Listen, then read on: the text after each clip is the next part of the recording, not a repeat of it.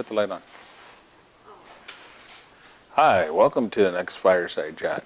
Tonight's topic is Israel's adversary. It's continuing on with the other nations that were round about in the last one.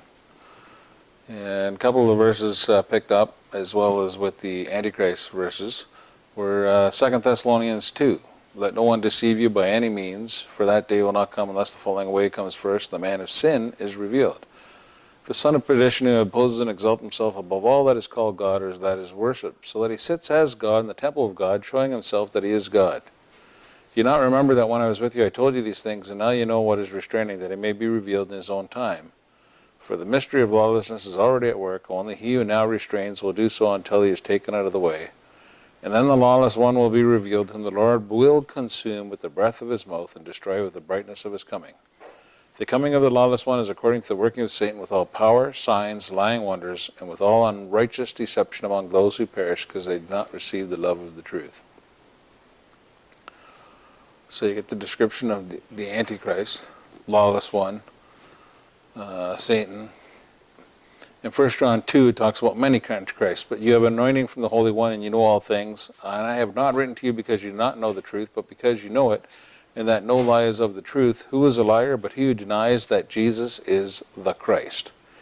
He is Antichrist who denies the Father and the Son. Whoever denies the Son does not have the Father either. He who acknowledges the Son has the Father also. People want to use this application at times with respect to Trinity, but it doesn't really talk about the Trinity here. It's really applicable to what you actually see finding with the Muslims talking about Jesus, with no familiar relationship whatsoever, and not reflecting him as the Son of God. That would be anti-Christian, and that's what that's describing through here. So Israel's adversary at the end time is described as people opposed to the law of God, man of sin. People opposed to Jesus being the Son of God. People opposed to Jesus being the Messiah of Israel. Someone who appears to be righteous and wanting peace, but hates Israel. Leads the surrounding nations against Israel. So if we look at the world today, what will we find in that category? Well, the radical Islamic jihadists obviously are leading a charge against Israel. Now what you might not know is that the United Nations regularly condemns Israel and often regularly says nothing against genocide by its enemies. It is the most condemned nation on earth, but yet it is just one of the most democratic and friendly nations, and friendly to its religious minorities and things of that nature.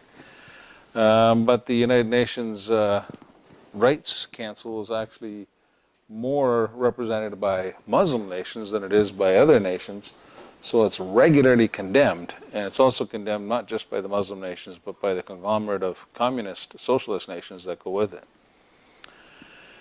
The other group that's been constantly against Israel in today's world is the progressive liberals. They've been pushing a trade embargo against Israel. It's even happened in Canada and throughout all the states. They are quickly growing an anti-Israel group.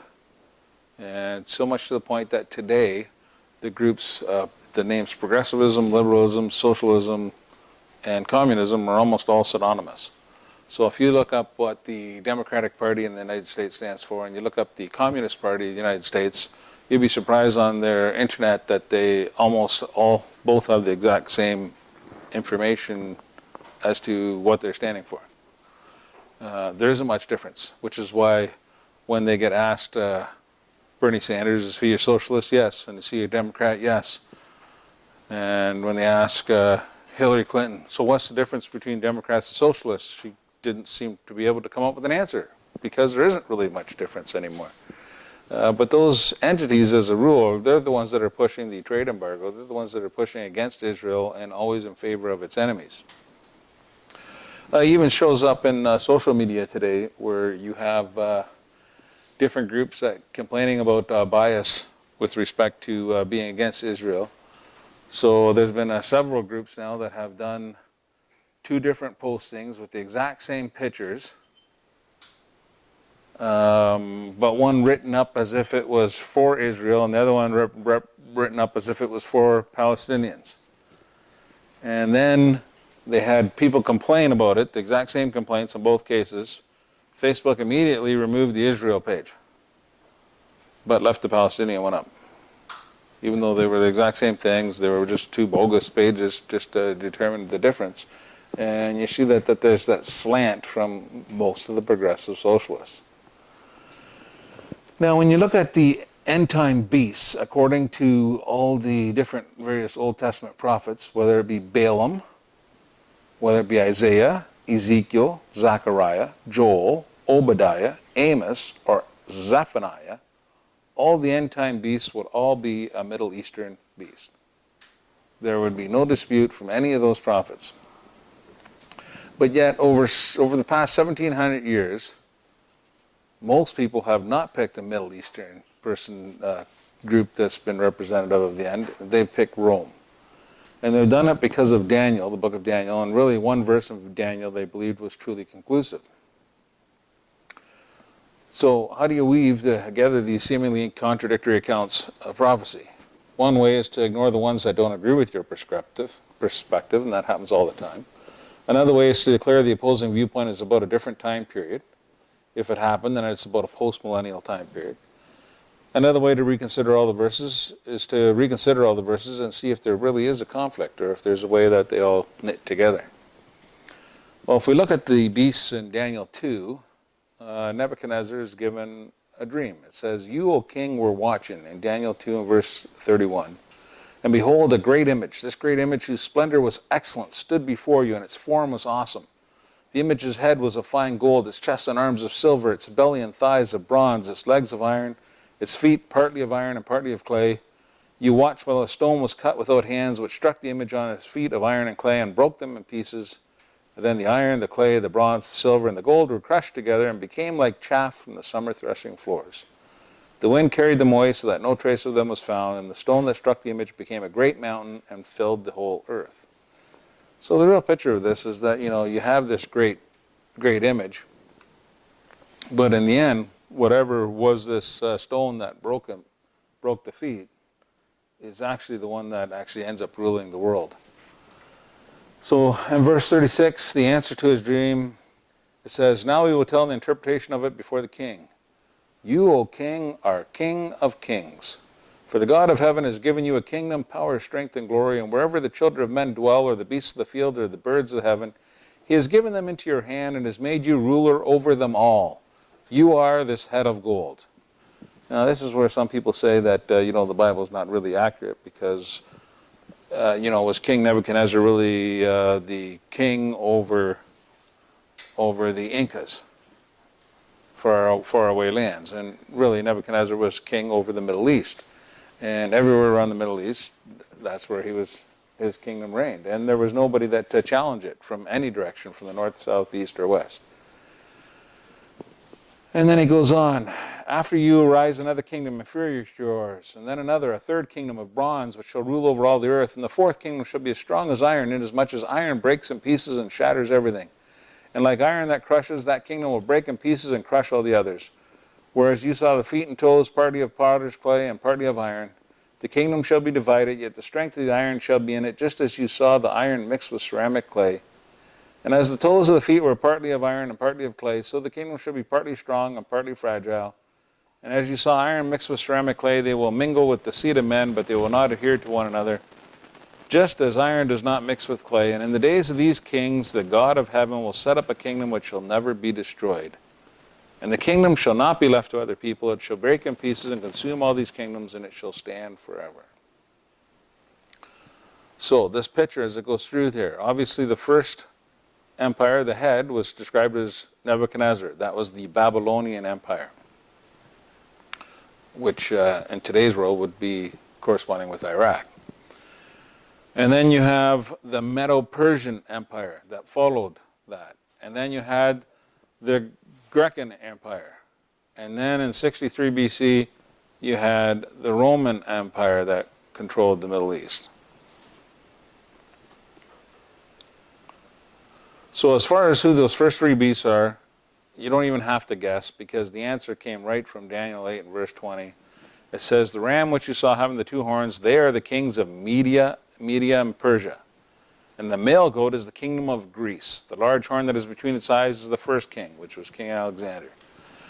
As the For the broken horn, the four that stood up in its place, 4 kingdoms shall arise out of that nation, but not with its power. So when Alexander died, there was distributed to 4 successors, but they were never as powerful as Alexander. And in the latter time of their kingdom, when the transgressors have reached their fullness, a king shall arise, having fierce features, who understands sinister schemes, and his power shall be mighty, but not by his own power. He shall destroy fearfully, and shall prosper and thrive, and he shall destroy the mighty and also the holy people. Through his cunning he shall cause deceit to prosper on his rule, and he shall exalt himself in his heart, and he shall destroy many in their prosperity. He shall even rise against the prince of princes, but he shall be broken without human means.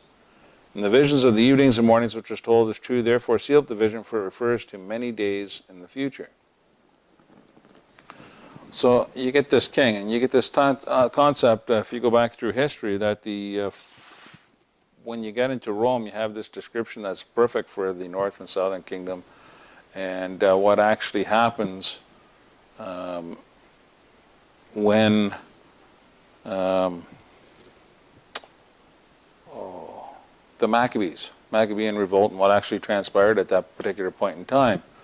But it goes further than that, and that it probably interweaves in there an end-time kingdom as well as what actually described at that particular point in time. Because not everything was perfectly described there that actually occurred at that earlier time period.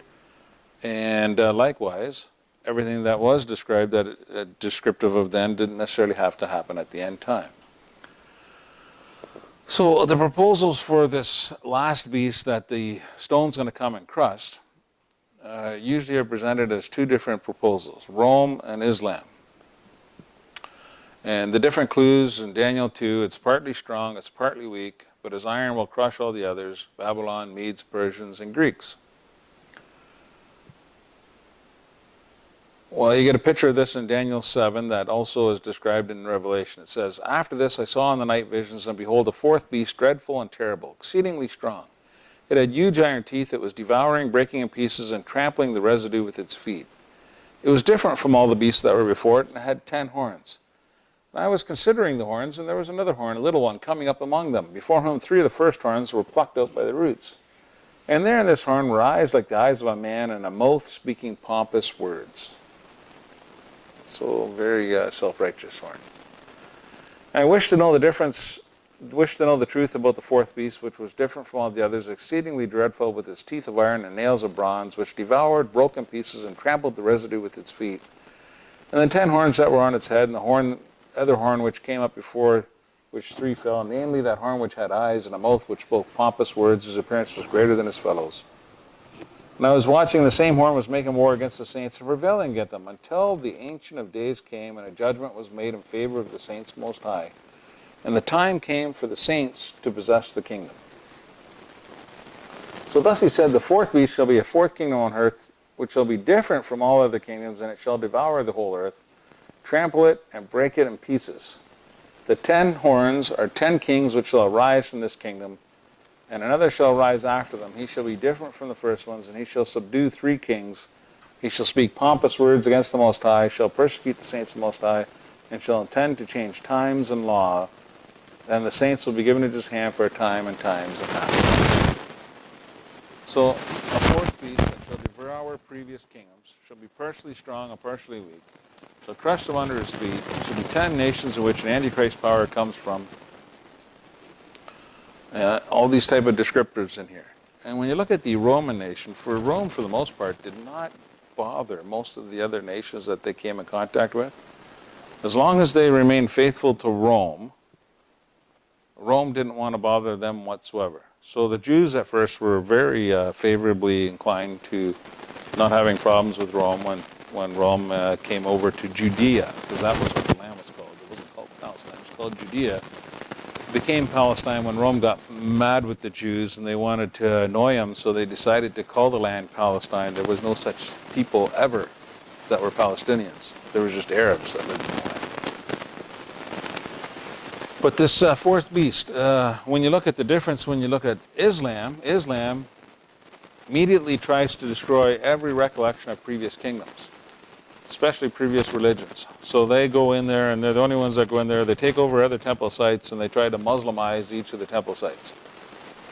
They try to get rid of any of the when they've gone to Afghanistan and stuff like that. They try to get rid of all the other Hindu, Buddhist, any type of any reflection. They remove that from the land. They try to totally destroy the culture that was before it, including the Arab culture that was before Islam. But at the other time, the Arabs constantly have been fighting amongst themselves, so partially strong and partially weak is a pretty good descriptive of them. When you look at the Babylonian Empire, it controlled all the way over from what we would call modern-day Iran today, all the way up to Turkey, over Syria, partway through Saudi Arabia, and over to the Nile part of Egypt. When you get to the Medo-Persian Empire, it controls all those areas, but it actually went further. It went all the way over to India, to the east, and a little bit further up to Libya on the west, and up to Macedonia by Greece. That's the needle. And then when you get to Alexander the Great, he was obviously all of Greece, Macedonia, Libya, Egypt, and then all the way back over to India again, which is pretty much the same empire as the previous one. When you get to the Roman Empire, it was actually split into two empires for about 1,500 years. The Western Empire, which was in Rome, controlled a lot of North Africa and over to Spain and that, but didn't control any of the Middle East. What controlled the Middle East from Greek over was Constantinople and Turkey, and that was the Eastern Empire, Roman Empire, and it controlled all of from Greece to Turkey to Syria, down to where we would see Jordan, Lebanon, and Egypt, and Libya. Goes through that whole area. Areas that were also at one time under Muslim control. So with Rome, they conquered some lands, they squelched rebellion, they never controlled east of the Euphrates. They were a blessing to many regions in that they built roads and improved trade. They allowed previous cultures to flourish under their leadership. Greek was the main language at the time of Christ, and Greek gods and cultures thrive still. Jewish culture and religion was also allowed to thrive until they became out of favor. Muslims destroy all previous culture and gods, look on with disgust those who are not Muslim, even destroyed the other Middle Eastern cultures of Babylonian, Persia, and Medes. They've been partially strong and weak because it has been fighting within itself since the death of Muhammad, and they've controlled all the territories of Babylon, Medo-Persia, and Greek empires. Even with all that being true, most won't even consider Islam as the fourth beast because of one verse, Daniel 9:26. And after the 62 weeks, Messiah shall be cut off, but not for himself, and the people of the prince who is to come shall destroy the city and the sanctuary, and the end of it shall be with a flood. Till the end of the war, desolations are determined. So, people think from a quick reference of history is that Rome destroyed the temple, and it was during times of Rome being angry with the Jews that the temple was destroyed. But it very particular says here, it doesn't say the prince that comes, it says the people of the prince who is to come shall destroy the city and the sanctuary. And the people who destroyed Jerusalem and the temple wasn't the leader of Rome or his generals down in Jerusalem. For 1,700 years, people have said that Rome did that.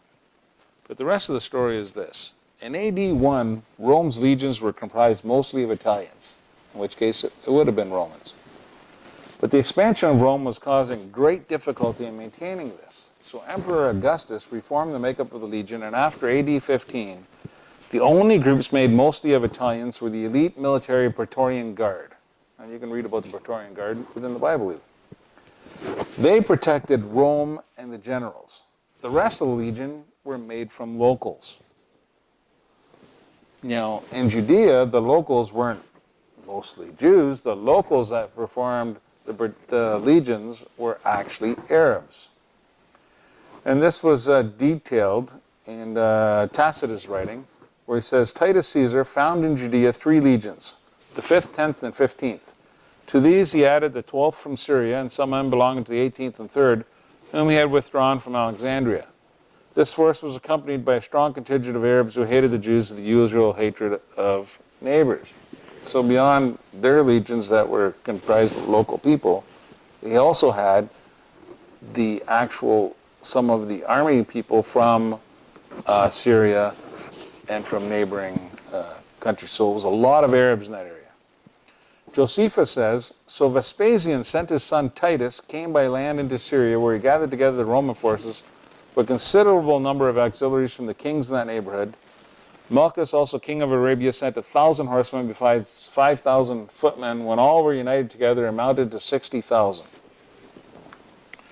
When modern Roman scholars look at this, consensus of modern scholars is that by AD 70, probably 1 in 5 or less of the regular legion was Italian, with the rest composed of locals.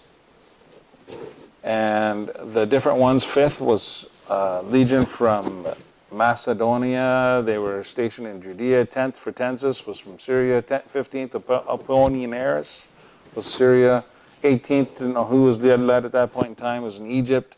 The 3rd was from Syria. And the 12th, Fulminata, was from Asia Minor, Syria.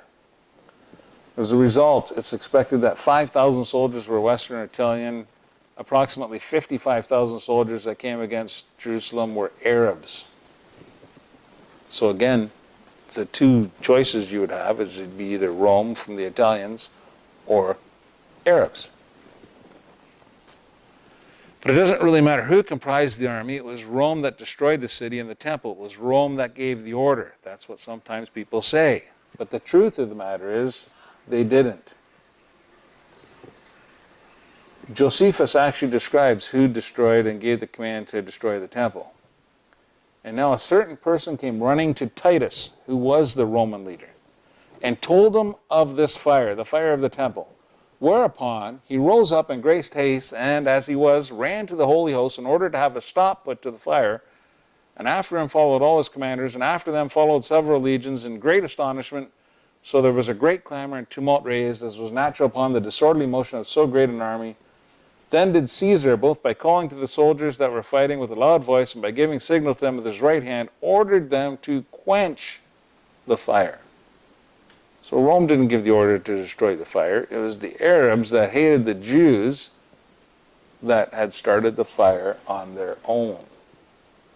Furthermore, Josephus says, Titus, supposing what the fact was, that the host itself might yet be saved, he came in haste and endeavored to persuade the soldiers to quench the fire. But their passions were too hard for the regards they had for Caesar and the dread they had of him who forbade them, as was their hatred for the Jews, and a certain vehement inclination to fight them, too hard for them also. Thus was the holy host burnt down without Caesar's approbation. What does all that mean in modern language? It means the Arabs hated the Jews so much they didn't want to stop the host from being burned down. They made sure that the temple was burned down, even though Rome didn't approve. So the people that destroyed it were the Arabs. Rome or Caesar never gave that order. So when you look at King of the North, you have the history of, like I was saying earlier, Antiochus the Epiphanes, which was kind of a type of end-time Christ. And he ruled the Seleucid Empire, and he attacked the southern Ptolemaic Empire, and he overran Jerusalem and offered atrocities of sacrificing a pig on the altar. And that empire looked a lot like, between the Seleucid and the Ptolemaic, it looked like a lot of what the North and South Middle Eastern Empire looked like between the Babylonian Medes, Persians, and later on the Muslim one. Now when you come to Revelation, it doesn't talk about it as 4 beasts. It talks about it a little bit different. In Revelation 17:10 it says, "Here is the mind which has wisdom. The 7 heads are 7 mountains on which the woman sits. There are also 7 kings. 5 have fallen, 1 is, and the other has not yet come. And when he comes, he must continue a short time. The beast that was and is not is himself also the 8th, and is of the 7, and is going to perdition." So here you got the listing of the different kingdoms, except it says the current one, which was Rome, is the 6th one. That's the 6th one, Rome. So if you go back, you got the Greek one, we know we have the Medo-Persian one, we have the Babylonian one, that's 4. How does that get to be 6? Well, the two kingdoms that ruled the Middle Eastern in the history of man before that was the Assyrian Empire and the Egyptian Empire. So those weren't told to Nebuchadnezzar because those were already in the past. He was being described as being the Babylonian, the one that was in present, that was the head. Now, after the Roman Empire, it says there's going to be a seventh, and the beast is from the seventh, not from the sixth. He's an eighth, but he's from the seventh. Well, after the Roman Empire, it became the Islamic Caliphate, and that ruled through all of what was the Eastern Roman Empire. The Muslims ruled that for approximately 400 years, not quite 400 years. And what they're trying to do right now, today, is try to create another caliphate where they would run all the nations that they used to run in the past. And in Revelation 19 it says, Christ comes on a horse with blood-stained clothes, and you have the great winepress of his anger. Now, what happens in Revelation 19 describing the great winepress of his anger, I say, is the exact same concept as what you see in Isaiah 63, 1-4, and what you see written partially by Ezekiel. In Isaiah 63, 1-4, it says, Who is this who comes from Edom, with dyed garments from Basra, the one who is glorious in his apparel, traveling in the greatness of his strength? I who speak in righteousness, mighty to save. Why is your apparel red, and your garments like one who treads in the winepress? I have trodden the winepress alone, and from the people no one was with me. For I have trodden them in my anger, and trampled them in my fury. Their blood is sprinkled upon my garments, and I have stained all my robes. For the day of vengeance is in my heart, and the year of my redeemed has come. So you get this picture. Well, this picture from Isaiah says a little bit more than what you see in Revelation, in that it describes him coming from Edom with dyed garments from Basra. So where was this blood of his winepress actually coming from? Well, from Edom and Basra, we're talking about coming from what is known